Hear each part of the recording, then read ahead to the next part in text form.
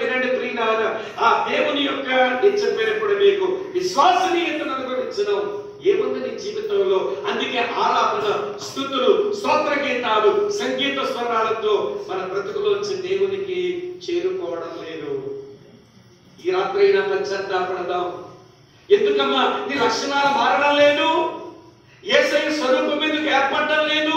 మంచి ఆరాధన లేక. ఎందుకు మంచిగా ఆరాధించలేకపోతున్నావు? సంగీత స్వరాలు లేక. సంగీత స్వరం ఎందుకు లేవు? తీగలు ఎప్పుడో తెగిపోయాయి కనుక. ఇంకెక్కువ చెప్పలేను, సమయం లేదు కనుక. సరిగా మధ్య వచ్చాం. తరువాత రాగమేమిటి? మన పాయింట్ చదువుతాను చూడండి ప్రియులారా. అదే 98వ కీర్తనలో వినండి 3వ చరణం ఇలా రాసి ఉంది. ఏముందో చదువుతాను చూడండి. ఇశ్రాయేలు సంతతికి తాను చూపిన కృపా విశ్వసనీయతలను ఆయన జ్ఞాపకం చేసుకుని ఉన్నాడని చెప్పేశాను.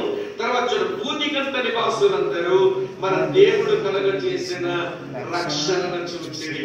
ఈ భూదిగంత నివాసులందరూ మన దేవుడు కలుగజేసిన రక్షణను చూచిరి అనే దగ్గర నాకేమర్థమవుతుందో తెలుసా? అది దేవుని యొక్క కృప. యేసుప్రభు భూమి మీద ఉన్నప్పుడు ఒక మాట అన్నారు. ఏమన్నారు తెలుసా? నేను నశించిపోయిన ఇశ్రాయేలీల్లో చెదరిపోయిన నశించిన గొర్రెల యొద్దకే నేను వచ్చానన్నాడు. ఈ రక్షణ, ఈ సువార్త, ఈ క్రీస్తు మొదటగా ఇశ్రాయేలీలకే చెందినవాడు. కానీ ప్రియులారా, వారు తృణీకరించినందున మనకి భాగ్యం దొరికింది. వారు తృణీకరించినందున మనకి భాగ్యం దొరికింది. అందుకనే పౌలు అంటాడు, అన్యులారా మీరు మా ఇశ్రాయేలు ప్రజలు మీరు అతిశయపడకండి, మేము తృణీకరించాము కనుక మీకు భాగ్యవంతులయ్యారు. దేవుడు తన కృపను మీ వరకు తీసుకుని వచ్చాడు. దేవుడు అనంత ప్రణాళికలో అంతరక్షించబడాలని ఉంది. అది నేను కాదని చెప్పడం లేదు. కానీ వినండి ప్రియులారా, ఇశ్రాయేలీయుల్లో నశించిన ఎవడి గొర్రెల యొద్దగా వచ్చిన ప్రభు, వినండి ప్రియులారా, వారిని పత్తిలోగా పట్టుకున్న ప్రభు ఆ ఒక్క జాతికి చెందినవాడు కాదు, మన వరకు వచ్చారు. ఆయన సువార్త మన వరకు వచ్చింది. భూదిగంత నివాసులందరూ ఆయన రక్షణ కార్యాన్ని చూడగలుగుతున్నాం ఈ రోజున. వినండి ప్రభువా, నాలాంటి వాళ్ళ దగ్గరికి రక్షణ ఎట్లా వచ్చిందండి? మాలాంటి వాళ్ళ దగ్గరికి సువార్త ఎట్లా పంపించాడండి దేవుడు? మా బోటి వాళ్ళని ఎలా రక్షించాడండి అనే వాళ్ళను సమాజంలో చాలా మందిని చూస్తాం. బహుశా మీ వైపు కనబడలేమో కానీ మా కొండల్లో, మా పల్లెటూరులోకి రండి. వాళ్ళు ఆరాధించినప్పుడు మీరు వినండి. మా సంఘాల్లో వారు ఆరాధిస్తుంటారు. ప్రభువా, నాలాంటి దాన్ని ఎలా జ్ఞాపకం చేసుకున్నావు నాయన? ఆమె ఒక రోజు ఆరాధిస్తుంటే సంఘమంతా ఏడ్చావు. నాకు తెలియదు నిజంగా ఆమె గురించి. ఆమె ఆరాధనలో చెప్పేసి ఆరాధన అయ్యాక మళ్ళీ నా దగ్గర స్వామనియా నా జీవితం అదే చెప్తుంది. ఏంటో తెలుసు, ఆవిడ పేరు హేమలతని పిలుస్తారు. వినండి ప్రియులారా, భర్త ఏమో అవిటివాడైపోయాడు. ఇద్దరు పిల్లలు పెంచుకోవాలి. ఎవరి బంధువులు ఎవరు పైసా పెట్టిన వాళ్ళు లేక ఆమె ఏమైపోయిందో తెలిసిన ప్రియులారా, చాలా మంది వరకు వెళ్ళిపోయింది ఆమె ఫోన్ నెంబర్. ఆమె ఫోన్ చేస్తే ఎవడైనా ఒక లాడ్జికి పోతా ఉంటదని నాకు తెలీదు. రాత్రులు లాడ్జిలో తిరుగుతుంది. ఉదయాన్ని ఇంటికి వచ్చి పిల్లలతో సాగుతుంది. ఆ భర్త మంచం పట్టినోడికి ఏదో పోషించుకుంటుంది. ఆమె ఆరాధిస్తుంది. సువార్త ఒకసారి చెప్పే వాళ్ళ ఇంటి ముందు నిలబడి ఎందుకు ఆకర్షించబడిందో తెలియదు. మందిరానికి వచ్చింది, మారు మనసు పొందింది. ఈ మధ్య ఆరాధిస్తుంటే ఆమె పాపాలని చెప్తుంది. నాలాంటి దాన్ని ఎలా జ్ఞాపకం చేసుకున్నావు నాయన? నా శరీరం ఎంతమంది వాడేస్తున్నారో ఈ పాడు శరీరాన్ని, అంత వ్యభిచారి నాయన, నన్ను జ్ఞాపకం చేసుకున్నావు ఇంటి ప్రభువా.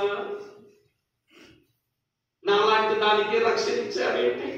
నాలాంటి దాన్ని ప్రేమిస్తున్నావేంటి? నాలాంటి దాన్ని నా కుమార్తె పిలుస్తున్నావేంటి? దేవా, నేను వ్యభిచారిని కాదా? దేవుని వాక్యం చెప్తుంది ఆయన రక్షణ భూదిగంతముల వరకు వెళ్ళిపోతుంది. భూదిగంత నివాసులందరూ ఆయన రక్షణ చూస్తారు. అది ఆయన కృప. అది ఆయన కృప. నీ వరకు ఆయన రక్షణ కార్యం జరగడం, నీవు రక్షించబడ్డం ఆయన కృపా కార్యం అని అర్థమైతే నీ బాధ చాలా బాగుందంటూ లెక్క. ఎవరికో రక్షించడు. మా అమ్మ క్రైస్తవురాలు, మా నాన్న చర్చి గంటెట్టాడు, మా నాన్నగారు గుడి కట్టాడు, మా నాన్నగారు చర్చి కుర్చీలు ఇచ్చాడు, నేను చిన్నప్పటి నుంచి క్రైస్తవులం. ఈ మాటలు చెప్పకండి. అది క్రైస్తవ్యమే కాదు. క్రైస్తవ్యం దేవుని కృపను కొనియాడే జీవితం కనుక అటువంటి ఆధ్యాత్మిక వ్యక్తి ఉంటే మన చాలా బాగున్నట్టు లెక్క. ఎక్కడి వరకు వచ్చాం ఇప్పుడు మనం? సరిగమ వరకు వచ్చాం. సరే, ఇంతకీ మన ఏంటి చదువుతాను చూడండి ప్రియులారా. 198వ కీర్తనలో చదువుతున్నాను చూడండి. సార్వభౌముడైన రక్షకుణ్ణి, సార్వభౌముడైన చక్రవర్తిని, సార్వభౌముడైన న్యాయమూర్తిని స్తోత్ర గీతాలతో సంగీత స్వరాలతో మీరు ఆరాధించండి. ఆయన సార్వభౌమత్వం యొక్క గొప్పతనం ఏంటో మీకు విఫలంగా నేను వివరించాను. అది మీ మనసులో పెట్టుకొని ప్రియులారా, మన సంగీత స్వరాలు ఏ తీగ బాగా పనిచేస్తున్నది, ఏ తీగ తెగిపోయింది, ఏ తీగ నుంచి రాగం రావడం లేదు, స్వరం పలకడం లేదు, అది అర్థం చేసుకుందాం. రండి, 4వ వచనం చదువుతున్నాను. 98వ కీర్తనలో సర్వభూజనులారా యెహోవాను బట్టి ఉత్సహించండి, ఆర్భాటముతో సంతోషగానము చేయండి. తర్వాత తమ కీర్తనలు పాడండి. ఈ వచనంలో ఏమని కీర్తనకారుడు అంటున్నాడు, నా యొక్క దాయంతో తెలుసా దేవునిలో ఆనందం. Joy in the lord. నాకు సంతోషగానము, నాకు ఉత్సాహము దేవుని బట్టి. వినండి ప్రియులారా, దేవునిలో ఆనందం. వినండి చాలా జాగ్రత్తగా ఈ మాట. ఈరోజు దేవుని పిల్లలమైన మనకు ఏమంటే మన దగ్గర దేవుడు ఆశిస్తున్నది ఏంటో తెలుసా? ఆయన పిల్లలమైన మనం ఆయనలోనే ఆనందించాలి. అమ్మా వింటున్నారా? నేను మీ ఆనందం దేవుల్లో ఉందో ఎందులో ఉందో తెలియజేస్తాను. మీరు 2:30 గంటల సినిమా చూశారు, అప్పుడు మీకు ఆనందం అనిపించిందా? 2:30 గంటలు మందిరంలోకి వచ్చి ఆరాధిస్తున్నారు, ఎక్కడ మీకు ఆనందం అనిపించిందా? దాన్ని బట్టే తెలుస్తుంది మీ ఆనందం ఎక్కడుందో. చాలా మంది స్నేహితులు కనబడితే 2-3 గంటల ముచ్చట్లు పెట్టావు, కబుర్లు ఆడావు, అప్పుడు నీకు సంతోషం అనిపించిందా? లేక ఒంటరిగా గదిలో కూర్చొని 1 గంట సేపు దేవుడితో మాట్లాడుకున్నావు, ఎక్కడ నీకు ఆనందం అనిపించిందా? పిచ్చి పిచ్చి పుస్తకాలన్నీ కూడా ఎవరి గంటల తరబడి కూర్చొని చదివావు, అప్పుడు నీకు ఆనందం అనిపించిందా? లేక దేవుని వాక్యం పట్టుకొని 1 గంట సేపు వాక్యాన్ని చదువుకున్నావు, ఎక్కడ నీకు ఆనందం అనిపించిందా? అమ్మ వింటున్నారా? నెలంతా కష్టపడ్డావు, వినండి, ఏవో పైసలు వచ్చాయి, ఆ పైసలు చేతిలో చూసి మురిసిపోయి సంబరపడ్డావా? లేక దేవుడిచ్చిన దాన్ని దేవుని మందిరంలోకి తెచ్చి కానుకిస్తున్నప్పుడు నువ్వు సంతోషపడ్డావా? అప్పుడు అర్థమవుతుందా ఎక్కడుందో మన ఆనందం? అమ్మా వింటున్నారా? సినిమాలోనా, సంఘములోనా? అమ్మా వింటున్నారా? మనుషుల మధ్యలోనా, ప్రభువు ముందా? న్యూస్ పేపర్లోనా, లేక పిచ్చి పుస్తకాల్లోనా, లేక పరిశుద్ధ లేఖనాల్లోనా? సంపాదించడంలోనా, త్యాగం చేయడంలోనా? ఎందులో ఉందండి మన ఆనందం? వినండి, దేవునిలో ఆనందించిన వారు చచ్చిపోయినట్టు లెక్క. అది వాళ్ళకి అర్థమైంది ఆ రోజుల్లో ఉన్న మనుషులకి. అందుకే వారు అన్నారు, 85వ కీర్తన 6వ చరణం నోట్ చేయండమ్మా, ఏమన్నాడో అక్కడ కీర్తనకారుడు. 85, నీ ప్రజలు నీ యందు సంతోషించినట్లు నీవు మరలా మమ్మను బ్రతికించవా? నీ ప్రజలు నీ యందు సంతోషించినట్లు. అక్కగారు వింటున్నారా? ఎక్కడుంది నీ సంతోషం? మీకు మరొకటి చెప్తాను, ఎక్కడుంది నీ ఆనందం? ఒక మాట ఇలాగంటాడు, యెహోవా యందు ఆనందించడం వలన మీరు బలమొందెదరు అన్నాడు. ఈరోజు ఆధ్యాత్మిక బలం ఎందుకు లేదు అంటే, ఏ శోధన వస్తే శోధన పడిపోవడం, మళ్ళీ ప్రభు అపరాధిని యేసయ్య కృప చూపి బ్రోమయ్య, అపరాధిని యేసయ్య కృప చూపి. చచ్చేవారు పాడుకుంటారు ఈ క్రైస్తవులు. ఎన్నిసార్లు పాడుకుంటారండి ఆ పాట? ప్రభువా నీవు కనికరించి అపరాధిని క్షమించావు, కానీ నీ కృపను బట్టి పాపములో పడకుండా ఉండగలిగాం. పాపములో పడకుండా నిలబెట్టిన నీ కృపకై స్తోత్రమని ఆరాధించడం ఎప్పుడు చేతనవుతుంది? ఇక్కడ ఉన్నారా లేదా? ఆ మాట మళ్ళీ తప్పని అనకండి. అపరాధం చేసేట మాట తప్పన్నాడు స్వామి గారు అని మాట మానేకండి. జీవితకాలం అపరాధుల మీద, పాపంలో పడిపోయిన వాళ్ళ మీద, పాపంలో జయించిన వాళ్ళగా ఉండమా? ఎందుకు అలా పడిపోతున్నామంటే బలం లేదు. బలం ఎందుకు లేదంటే ఆయనలో ఆనందం లేదు. యెహోవా యందు ఆనందించడం వలన మీరు బలమొందెదరు. మరి బలం లేకనే పడుతున్నాం మనం, అలాగా బలం లేకనే తూలుతున్నాం అనమాట. కనుక ఇంకెక్కువ వివరించలేను, టైం అవుతుంది కనుక. ఈ మన స్వరాలు ఎక్కడికి వచ్చామమ్మా? దానికి వచ్చాం. ఇక చివరి స్వరం మిగిలిపోయింది, దాని పేరు నీ.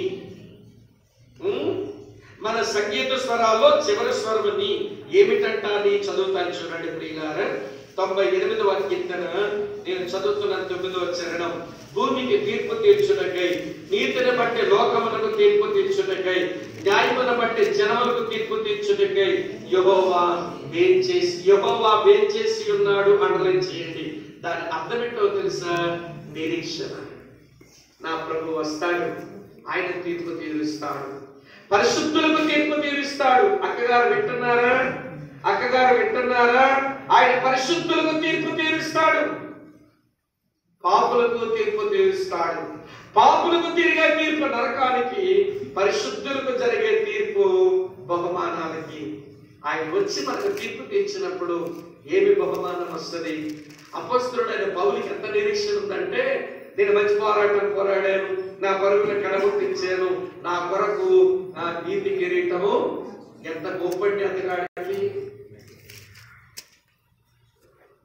మొన్న నేను వాక్యం చెబుతూ ఉంటే, దేవుడు నాతో మాట్లాడుతుంటే ఇట్లా తీసుకున్నాను. నేను ఏమనుకున్నానో తెలుసా? నేను జరిగించిన పరిచర్యకు, నేను పడిన ప్రయాసకు దేవుని గ్రంథంలో ఒక పుస్తకంలో దేవుడు రాస్తున్నాడు, అన్నిటికీ ఆయన జీతమిస్తాడని మాటలో చెప్పేస్తున్నాను. గుండె గుబేరు ఉన్న తర్వాత అరే ఎంత ధైర్యంగా ఎట్లా చెప్తున్నానంటే, వాక్యం చెప్తుంది. ఆయన నామకరణత కొరకు బ్రతికిన దేవుని పిల్లల జీవితాల్లో కార్యాల కొరకు దేవుడు తన గ్రంథంలో రాసుకుంటాడని ఉంది కనుక వినండి. నా గురించి బోల్డని పేజీలు అవుతున్నాయని అనిపించింది నాకు. ఇంకా రాయి ప్రభా బతుకుంటే అన్ని పేజీలకి నా బహుమానం రావాలి. గిన్నెడు చన్నీళ్ళు ఇచ్చాం. అమ్మ వింటున్నారా? వస్తాడు, గిన్నెడు చన్నీళ్ళకి ప్రతిఫలం ఇస్తాడు. గిన్నెడు చన్నీళ్ళు విలువెంతండి? మాట్లాడరే అమ్మ. గిన్నెడు చన్నీళ్ళు వచ్చి అడిగా మీ ఇంటికి, ఇవ్వడానికి ₹10 అడిగారా? ₹10 నువ్వు గిన్నెడు చన్నీళ్ళు ఇచ్చావంటే నీకంటే దిక్కుమాల మీకు ఒక అమ్మలేదు అనుకోవాలి. గిన్నెడు చన్నీళ్ళకి విలువ లేదండి, ఇస్తాం తాగండి అని. కానీ యేసు ప్రభు అంటాడు, నా పేరిట వచ్చిన వ్యక్తికి గిన్నెడు చన్నీళ్ళు ఇస్తే మీరు ప్రతిఫలం పోగొట్టుకోరు, మీ రుణం నిలుచుకోను, కృతజ్ఞత చూపిస్తానన్నాడు.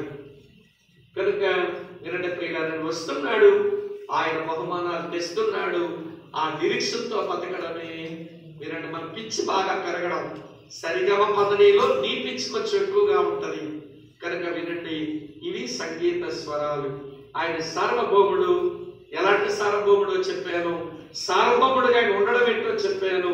ఆయన సార్వభౌముడు అర్థం చేసుకుని వారు సంగీత స్వరాలతో ఆరాధించడం ఏంటో చూశాము. ఈరోజు ఎన్ని తీగలు వినండి ప్రియులారా మన సితారాలో గట్టిగా కట్టబడి ఉన్నాయి. కొన్ని తీగలు తెగిపోయాయి. కొంతమంది జీవితాల్లో ఆశ్చర్యకార్యాలు జ్ఞాపకం చేసుకోరు. మరి కొంతమంది జీవితాల్లో నేనే దేవుని విజయాన్ని అనుకోవడం రాదు. మరి కొంతమంది జీవితాల్లో వినండి దేవుని కనికరం అనుభవించలేకుంటున్నారు. మరి కొంతమంది జీవితంలో ఆయన విశ్వాసాన్ని అనుభవించడం లేకపోతున్నారు. మరి కొంతమంది జీవితంలో ఆయన కృపను అర్థం చేసుకోలేకపోతున్నారు. మరి కొంతమంది జీవితంలో వారు దేవుల్లో ఆనందించలేకపోతున్నారు. మరి కొంతమంది జీవితంలో దేవుని యందు తమ నిరీక్షణ పెట్టుకోలేకుండా బ్రతుకుతున్నాం. అందుకే మన తీగలు సితారా మీద తెగిపోయాయి. కట్టుకుందాం ఈ కోటాల్లో. అమ్మ అర్థమవుతుందా? మన తీగలు సవరించుకుందాం. స్వరాలు బాగా పలుకున్నట్లుగా మన సితారాను సరి చేసుకుందాం. చాలా కాలం కిందట ఒక దైవజనుడు పాడగా పాట విన్నారు. స్వరమండలమా సితారా మేల్కొనుడి మీరు కూడా. స్వరమండలమా సితారా మేల్కొండి మీరు కూడా. నేను నా దేవునికి స్తుతులు చెల్లిస్తుంటే నాతో కలిసి మీ రాగాలు కలపండి, దేవునికి స్తోత్రం చెల్లిద్దాం. ఈ రాత్రి వేళ తమ్ముడు, చెల్లి, అక్క, అన్న వినండి. ఇరడు సరిగమ పద్ధతిలో ఏ తీగ ఏ స్వరం పాడైపోయిందో తెలుసు. పర్వాలేదు, దేవుడు కనికరించేవాడు. దేవుడు సరిచేస్తాడు, మన తీగలు సవరిస్తాడు. ఆయన కనికరాన్ని కోరుకుందాం. అమ్మ అర్థమవుతున్నారా? అలా అయితే దీన మనసుతో చేతులు జోడించి ఆయన కనికరం కోరుకుందాం. అందరూ లేచి నిలబడదాం, లేచి నిలబడదాం.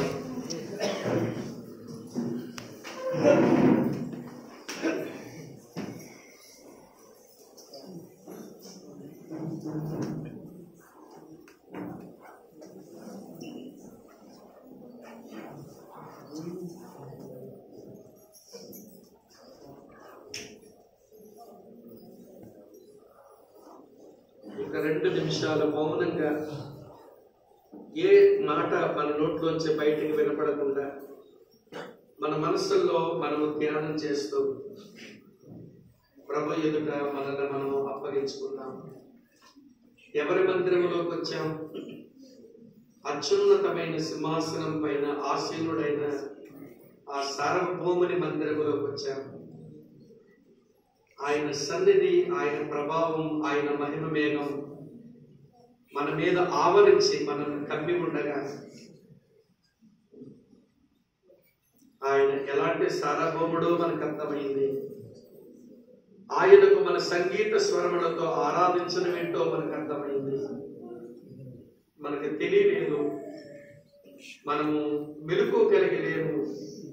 మన సితారా తీగలు దుష్టుడు తెంపేశాడు. మళ్ళీ కట్టుకుందాం, మళ్ళీ సవరించుకుందాం.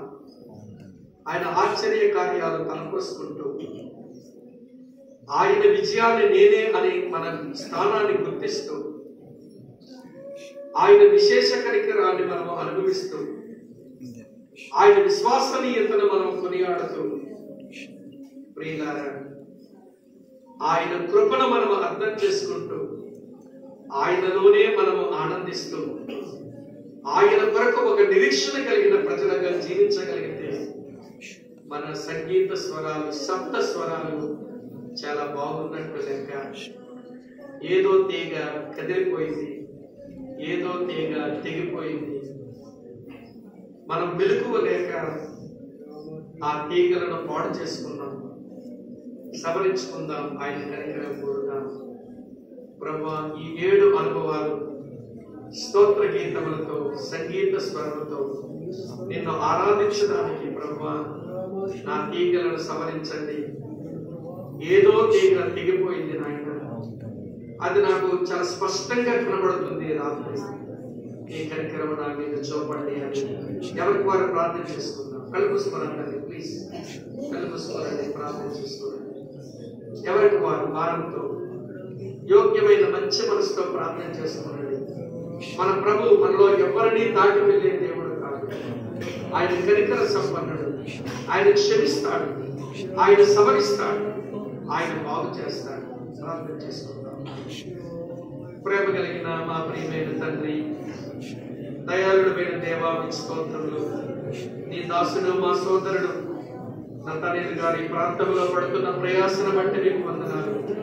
సంఘము నానాటికి ఆత్మలో వృద్ధి చెందాలని, సంఘములను ప్రతి వారు నీ స్వారూప్యములకు రావాలని, తను పడుతున్న ప్రయాసంలో ఈ 2 దినాల కోరికలు మీరు మాకు అనుగ్రహించగా ఈ రాత్రి నీ వాక్యం ముందుకు వచ్చాము.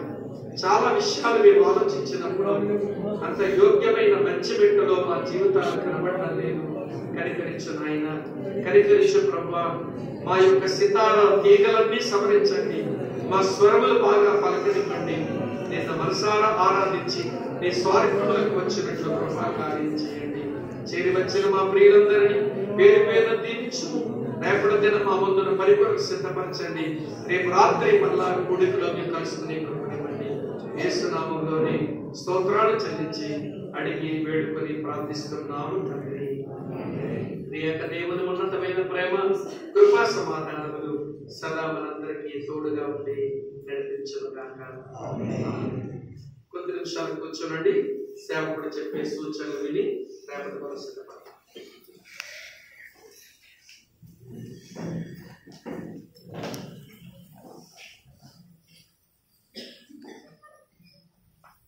రాత్రి దేవుడు మనకు ఇచ్చినటువంటి వర్తమానాన్ని బట్టి మనం దేవునికి మన సరస్వతి చెల్లిద్దాం. దేవజనులకు